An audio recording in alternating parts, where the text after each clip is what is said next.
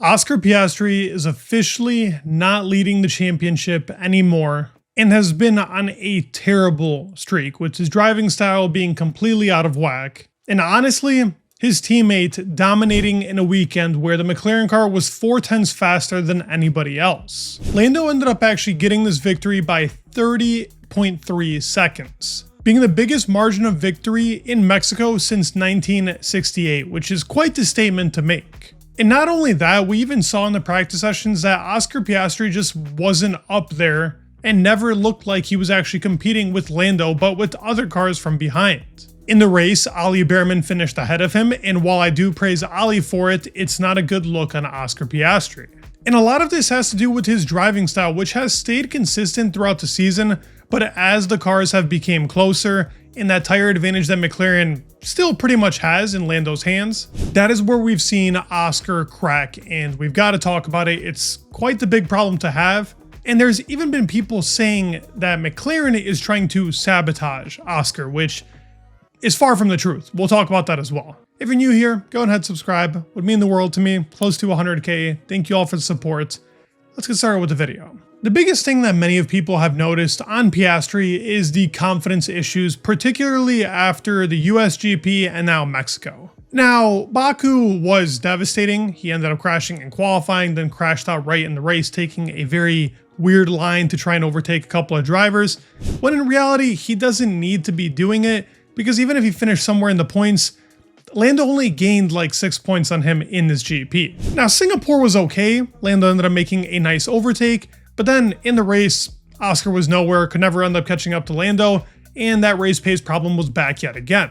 In the US, this was most apparent, and especially on confidence. Lando was in dirty air for most of this GP, riding behind Leclerc, and you can definitely say that Lando gains maybe 2 or 3 tenths on Oscar due to that straight and having DRS, but he loses about the same in the high-speed corners when Leclerc is ahead of him due to dirty air. With that being said, there were points in that race where Lando was a whole second faster, even on the same tire compounds, which is just something that shouldn't be happening if these teammates are so close, especially championship contenders. It's possible that this lack of confidence is coming from that Baku crash, and he's definitely been shooken up by it, but we really have not seen Oscar under much pressure in the season. He's been leading typically, and the way that both of them drive actually goes along with what's happening right now. And what I mean by that is they drive in a different style. Yes, they're very close, but they drive that car very differently. For example, in approach, Lando is much more aggressive, likes to risk take, and often prioritizes immediate speed, meaning braking harder into the corners.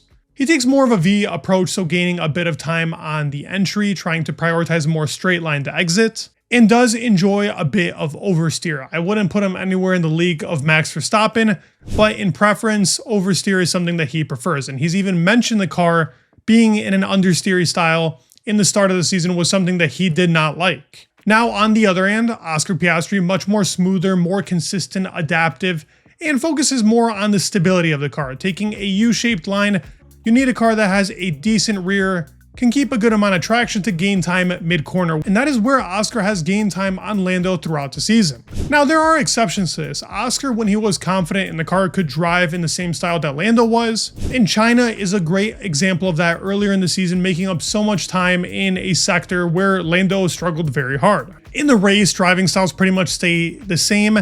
Now, Oscar, as I talk about consistency, it's something that he's very good at in qualifying, and typically putting laps together when you have to extract the most amount of pace. Oscar is much more consistent than that of Lando. As I said, he's a risk taker, so sometimes you'll see these laps from Lando like we just saw in Mexico, where he dusts pretty much the whole field. But then other times in Saudi Arabia, he ends up making a mistake, and that's where Oscar gets the better of him. I don't think Oscar's had the faster pure pace. If you're looking at extracting 110% of the car, that's typically Lando, but Oscar is more consistent at getting 95% of the car. And that has really helped him really keep a lead through the season. It's been a pretty much Oscar season up until the last 5 races, where that driving style of being consistent is now more hesitant and the confidence is just getting shot. I think Mexico highlighted this for Oscar and really showed how little confidence he has on throttle when going over curbs. Some people were saying that there was a engine difference and Lando was gaining much more on the straight than Oscar was.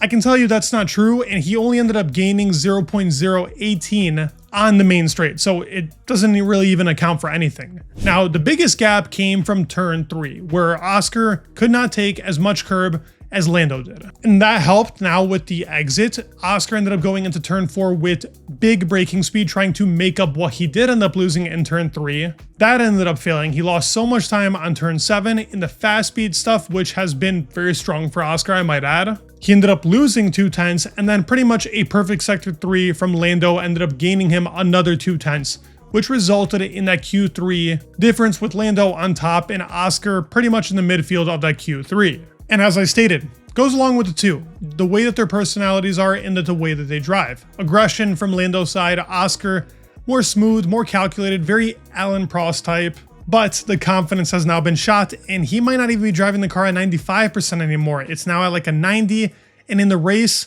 that tire advantage from his side is gone. We even saw in the middle of the GP that at some point, Lando's engineer came on and asked, what is the better tire so that we can dictate Oscar's alternative strategy? And that's where Lando ended up telling him the soft tire was better than the medium. Lando went for one stop, won by 30 seconds. Oscar wasn't even close to Lando's pace for most of that GP. Yet again, tire preservation was something that was weak in 24 and 23. And this problem, as his confidence is going down, is creeping back in. I do believe in the beginning of the season, where the car was definitely the better out of the top 4 teams, and it wasn't really even a competition, that Oscar didn't have much to worry about. It was him and Lando, and with the dirty air, it was very hard for Lando to make up spots if Oscar outqualified him. So that never truly showed us how much pace Oscar had when the two were close and dirty air didn't play as much of an advantage like in Canada. Lando was the quicker driver. I think Austria was a very good showing for Oscar, even if he finished in second. Was behind Lando for most of that race. Race pace was good, but there have been very few showings where we've seen the full pace of Oscar. Zandvoort wasn't bad either, so it's not like there weren't showings of Oscar improving upon his tire management, but I definitely don't think it's been as good as Lando's, even with some slight improvement. Now that the cars are much closer, Red Bull looks like to have the best car on some weekends. The tire shredding throughout the race is now driver dependent, not anymore car. And that has been his biggest weakness as of right now. No sabotage there. It's Oscar who's been ruining his own races, but I guess that could happen when you are only your 3rd year in Formula 1. Lando has a big advantage on him, but right now looking at it, it's a Lando and Max fight to the end. I'm not sure if Oscar can recover. And I don't want to be a Debbie Downer, but these last GPs before we get to the end of the season, it's not been hot for him. I think Mexico's been his worst track since he's been in Formula 1.